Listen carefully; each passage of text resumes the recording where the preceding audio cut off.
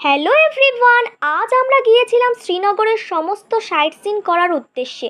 আর এই হলো ডাল লেক, মানে হলো ঝিলম নদী, যা পুরো শ্রীনগর জুড়ে বয়ে বেড়াচ্ছে। প্রথমে গিয়েছিলাম শঙ্করাচার্য টেম্পল দর্শন করতে। প্রায় 250টা সিঁড়ি চড়ে ভগবানের দর্শন পেলাম। এই হলো পুরো শ্রীনগর শহরের ভিউ। ওখানে আবার চা আর ভাত আর ডাল দেওয়া হচ্ছিল সকল দর্শনার্থীকে। ফ্রিতে খাওয়া দিচ্ছে, আর সেটা কি ছাড়া যায়? তাই একটু টেস্ট করে নিলাম।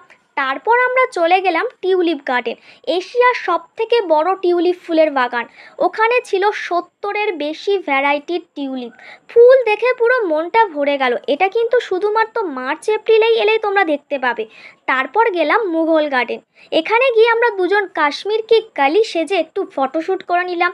আর সব শেষে ডাল লেকের শিকারা চড়ে আজকের মতো ঘোরাঘুরি আমাদের কমপ্লিট হলো। কেমন লাগলো সবাই জানিও ব্লগটা। টাটা।